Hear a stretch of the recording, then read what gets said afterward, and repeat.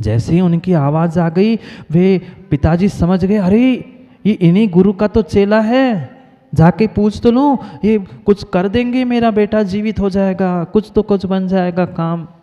तुरंत दौड़ के पिताजी बाहर पहुँचे और पिताजी उस गुरुजी को घर में ले आए और कहने लगे, गुरुजी आपका चेला देखो बीमार पड़ा है, मरा पड़ा है, क्या हो गया, अचानक पेट दर्द हुआ और उसकी सांसें बंद हो गई है। मैं कहता है अच्छा मैं देखता हूँ। गुरुजी ने भी थोड़ा सा उसके नाक पे पास हाथ ले गए और नब्ज देखी, नाड़ी देखी, कह दिया वो तो चला गया, अब क्या करें।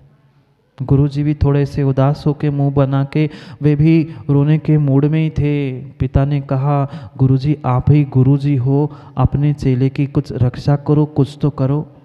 व्यर्थ में इतनी जल्दी भगवान ने उन्हें उठा लिया, उसकी जगह मैं चला जाता तो अच्छा होता। तुरंत माँ की आवाज़ आई, नहीं नहीं उनको मत ले जाओ, उनकी जगह मुझे ले जाओ, मैं चली जाती तो अच्छी होती, वैसे ही काम की नहीं है। पत्नी पुनः बोल पड़ी, नहीं इनको क्यों ले जा रहे हैं, पतिदेव मेरे थे, वो चले गए, मैं चली जाती। गुरुजी ने तीनों की बात सुन ली। वो पड़ा पड़ा शिष्य सोच रहा था, गुरुजी कितना झूठ बोल रहे थे, गुरुजी कितना झूठ बोल रहे थे, देखो हर व्यक्ति मेरे लिए जान देने के लिए तैयार है और गुरुजी कह रहे थे ये पुत्र मित्र कोई मेरे नहीं है, कैसे संभव है।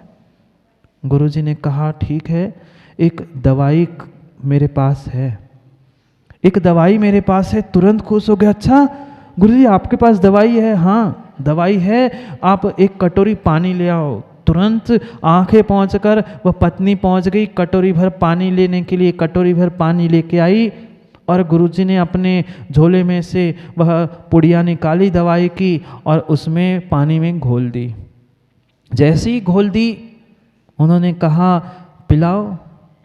गुरुजी कहते भाई मरे हुए को थोड़ी पिलाई जाती है और मरे हुए को पिलाने से वो थोड़ी जिंदा होगा, ये चमत्कारिक दवाई है, ऐसी औषधि है कि दवाई आप पियोगे और ये जिंदा हो जाएगा। दवाई आप में से किसी को पीनी पड़ेगी और ये जिंदा हो जाएगा। अब वे चारों लड़ पड़े कि नहीं दवाई मैं पीऊंगा, दवाई, क्योंकि हर कोई चाहता था ना, तुम्हारे लिए मैंने कितना त्याग किया, मैंने दवाई की थी। वे चारों तीनों, कभी माँ कभी पिता कभी पत्नी बेटा, सब कहने लगे मैं पीऊंगा मैं पीऊंगा। गुरुजी ने कहा रुको, 2 मिनट रुको, पहले अच्छे से सुनना, ये दवाई चमत्कारी है, दवाई पीने से तुरंत ये जीवित हो जाएगा, पर उसका साइड इफेक्ट है, हर दवाई का साइड इफेक्ट होता है। जो दवाई पीने के बाद ये मरा हुआ तो जिंदा हो जाएगा, पर नितिन जो पिएगा वो मर जाएगा। जो चारों एक दूसरे को देखकर लड़ रहे थे कटोरी को छीनने के लिए, चारों 2-2 फीट खिसक गए पीछे, दोनों एकदम पीछे खिसक गए। अब पहले तो कह रहे थे मैं, अब कह रहे तू पी ले, पिताजी को पिला दो, इनको पिला दो, बहू को पिला दो, बेटे को पिला दो। सबका नंबर आया।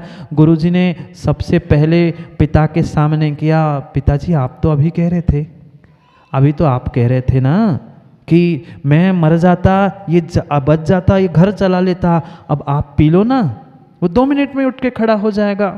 पिताजी कहते पागल है क्या, वे तो कहने की बातें होती है, मैं थोड़ी मरना चाहता था, मुझे पता है मरा जिंदा नहीं होता, इसलिए मैं कह रहा था अब तुम दवाई लाए हो, तुम्हारा चेला है, तुम तो जिंदा करोगे ही, वो जिंदा हो गया, मैं मर गया तो भैया रहने दो, जैसी जितनी कट रही है वैसी काट लूंगा, पर मुझे मरना नहीं है। माँ के पास ले गया, आप तो माँ हो, आपने जन्म दिया, पाला पोसा, सब कुछ किया, आप एक पर्याय को छोड़ दोगे अपने बेटे के लिए तो क्या होगा।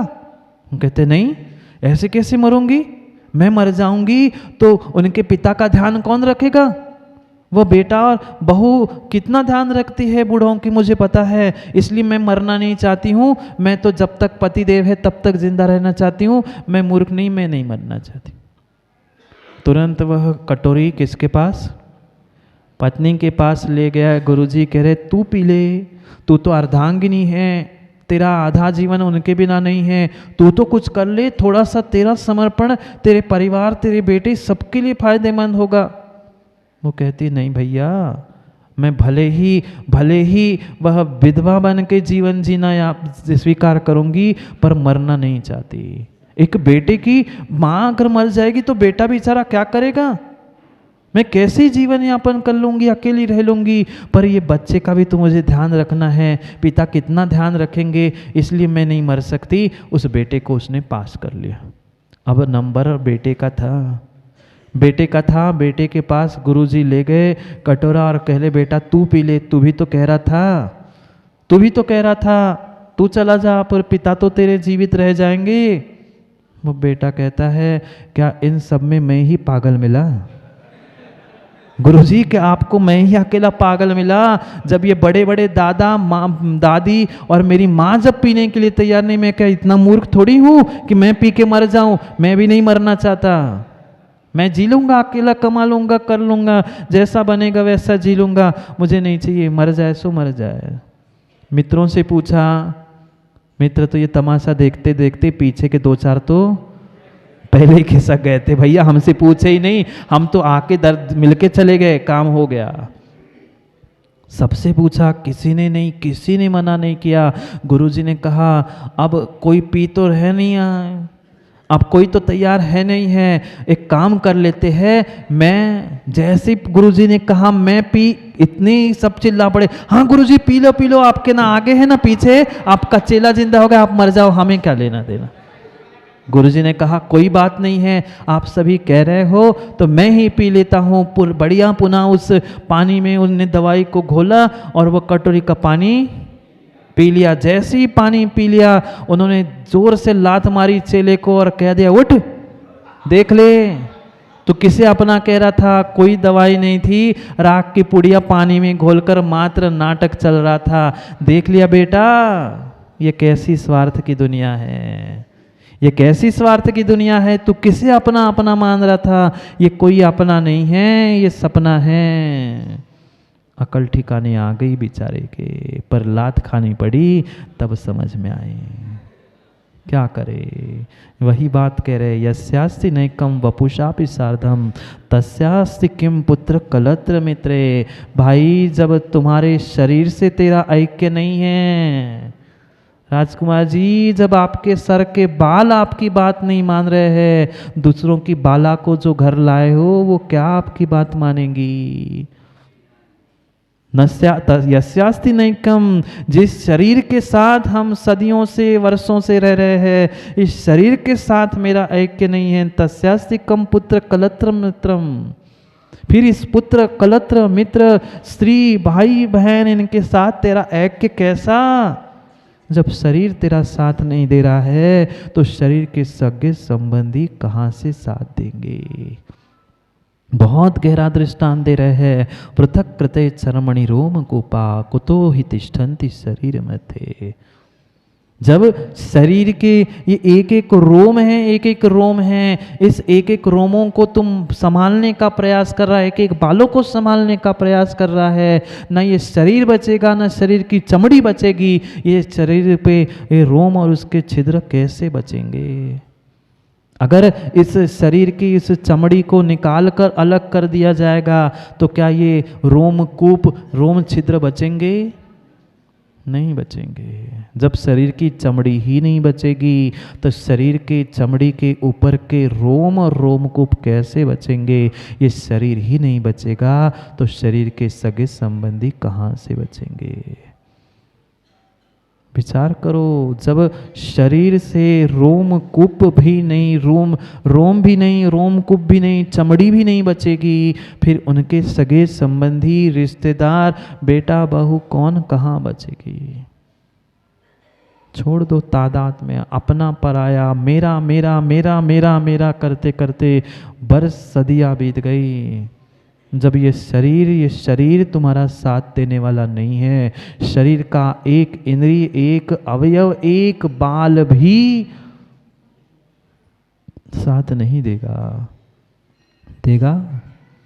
वह शरीर भी चिता तक साथ देगा, वह भी साथ नहीं दे रहा है, कुछ नहीं देगा। फिर भी तू क्यों व्यर्थ में अपना मानने का पुरुषार्थ कर रहा है। मूढ़ा स्वानी प्रपद्यते, मूढ़ ही उसे अपना मानता है।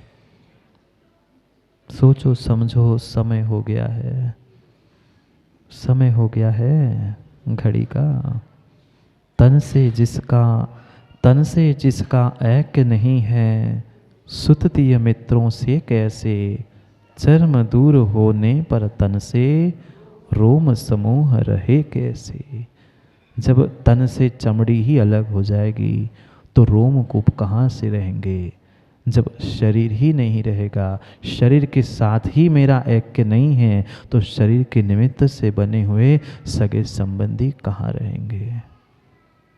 जाओ जाओ, वही जिनके साथ सगे अपने पराये के संबंध अनादि से जोड़े हैं, पर ये पक्का मानना वे तुम्हें चूसने के अलावा और कुछ नहीं करेंगे। तब तक चूसेंगे जब तक तुम्हारे में रस है, चाहे इसका रस हो चाहे किसी का रस हो, तब तक विषयों का और धन का द्रव्य तेरे भीतर है, रस तेरे भीतर है। हर व्यक्ति तुम्हें चूसेगा और समय आने पर फेंक देगा। वह तो घूरा भी फिर भी कचड़े में कुछ दिन पड़ा रहेगा, तुम्हें तो घूरे पर भी राजे जी नहीं डालेंगे, सबसे पहले आग लगा के आएंगे। इसलिए जलाने वाले के पीछे अपनी जिंदगी को मत जलाओ, अपने समय को अपनी पर्याय का दुरुपयोग मत कराओ। जो जलाने वाला है उसके पीछे मत जलो। जाओ, जलाने का समय हो गया। चूल्हा दूसरे को नहीं जलाना, नहीं तो कह दो महाराज ने कहा जलाने का, घर में जाकर भोजन बनाना होगा ना। समय हो गया है, कर्मों को जलाने का समय हुआ है। कहाँ चंद्रे जी चूल्हा जलाने में पड़े हो। कर्मों को जला लो, भगवान बन जाओ। कुआ चूल्हा जलाते जलाते सदियाँ बीत गई, अब अपने कर्मों को अपने पापों को जलाना है तो ही काम बनेगा, अन्यथा बनने वाला नहीं है।